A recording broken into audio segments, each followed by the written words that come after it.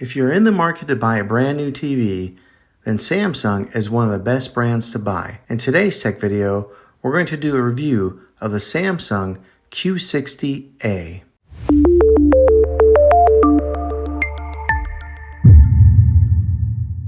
Well, hey guys, Juan here. Thanks for stopping by my channel and checking out this video. This is the 65-inch TV that I just got and I've had for a little bit of time now, and I wanted to give my review on it after owning it and using it and putting it to quite a few hours of use with my kids and my family of watching TV, and to give my feedback and see if this is maybe a TV that you're interested in purchasing, and hopefully you can base that off of some of my opinions on being an honest, normal, average consumer of buying a television.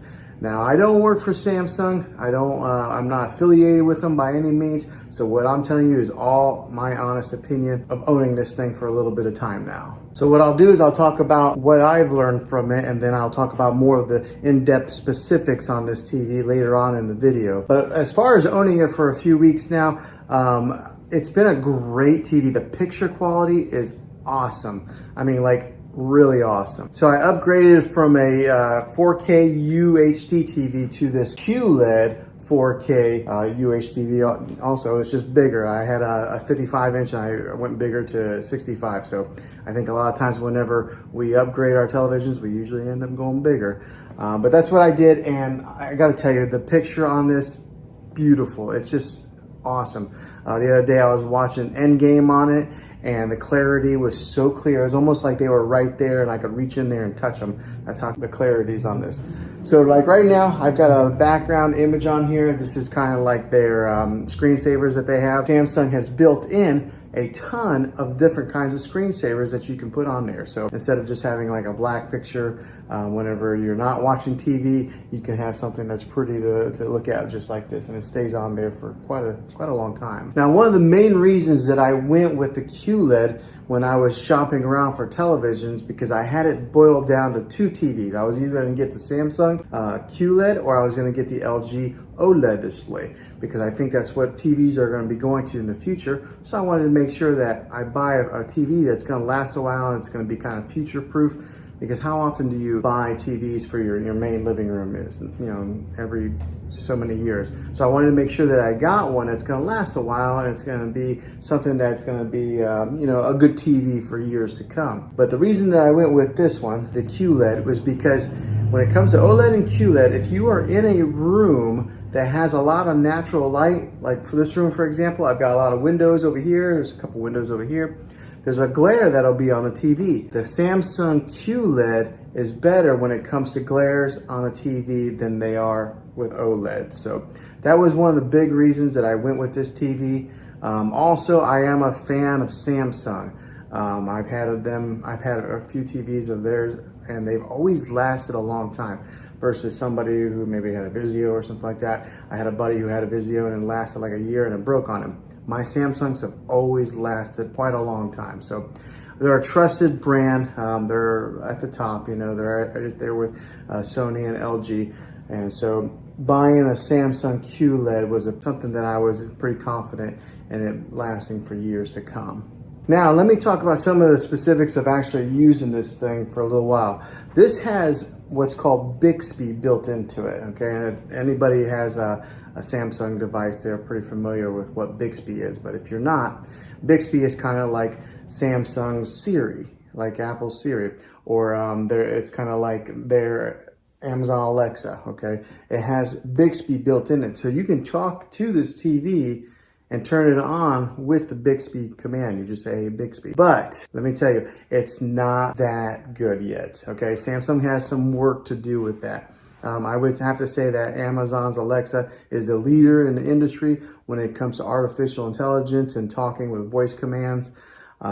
Siri works pretty good on my phone. Maybe not as good as Alexa, but these guys are last in line. I don't know, for some reason it doesn't understand my voice very well. I sometimes gotta yell it. It does have that capability to have that voice command in your TV. So talk about living in the future. We're like in the Jetsons age, or Back to the Future too, if you're a fan of those movies like I am. Now, the other thing that I experienced that was kind of a con is that there was a time that I turned off the TV completely, and I was in the kitchen area and I was kind of cleaning, and then all of a sudden the TV just came back on. How creepy is that? But I'm sure it was because of that Bixby built in there that it turned it on. So it's almost like having Poltergeist TV inside your house. So that was kind of weird. It's only done that twice to me. In the middle of the night, the TV came on one time. So in the good length of time that we've owned this TV, that's happened. So that's the con on it. But the pros outweigh the cons on this TV. It is such a great TV. The clarity, the picture on it is just amazing. So let's take a look at it a little bit. So the remote on this thing looks like this. Okay, so it's a pretty narrow remote.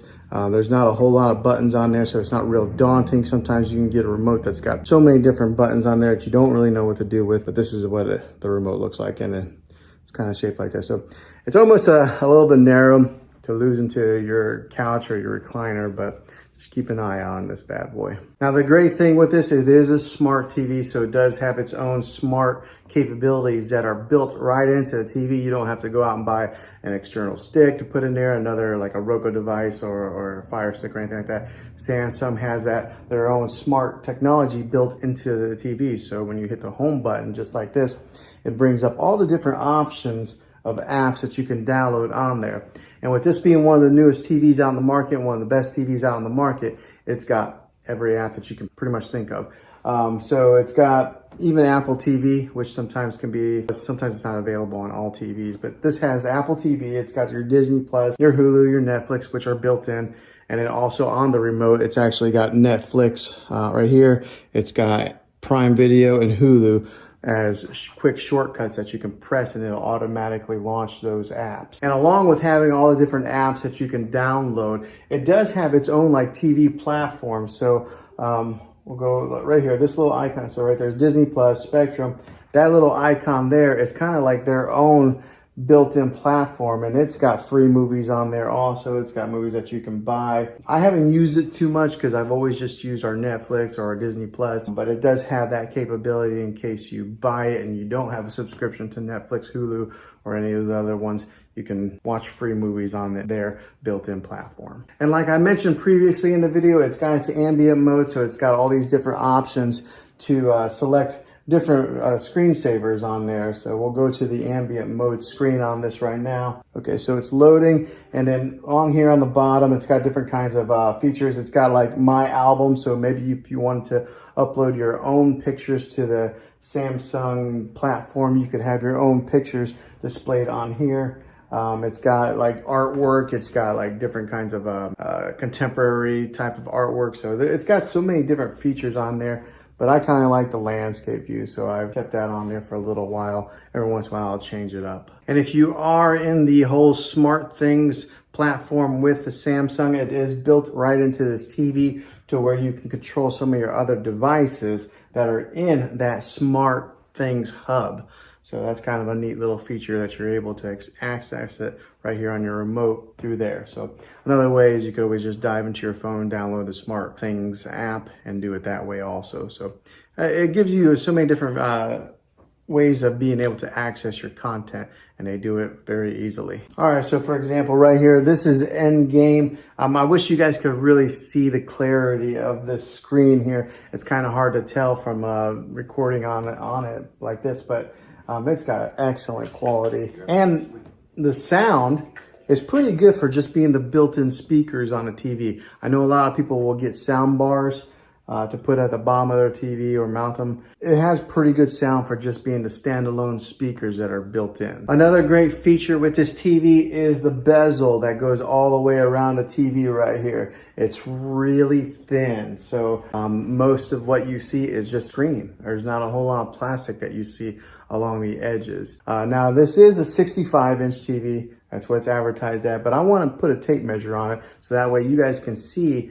exactly what the exact measurement is of screen real estate that you get. So whenever they say the inches of a TV, you always measure from angle to angle like that. You don't measure across or down. So we're gonna put a tape measure on this and see what it measures out to be. All right, so got a tape measure here. Let's measure it. Okay, so the actual measurement comes to be about 65 3/8. So that's they actually give you 3/8 of an inch extra. So that's pretty good. That's what that measures, the actual measurement of screen real estate on this TV. Now, so that's some of the specifics of being an honest user. Probably a lot of people who are going to watch this video are not really ones that need to dive so much into the technical part of the television. They just want to know some of the main user specifics. So that's what I've experienced so far. All right, so hopefully this helped you out in deciding if this was the TV for you. If it is, make sure you throw a thumbs up on this video if you enjoyed it, and go ahead and subscribe to my channel now. That way you can see all the tech videos that I'm making here in the next year to come. And I'd love to have you back in the next one as a subscriber. So thanks for watching this video, guys. And as always, be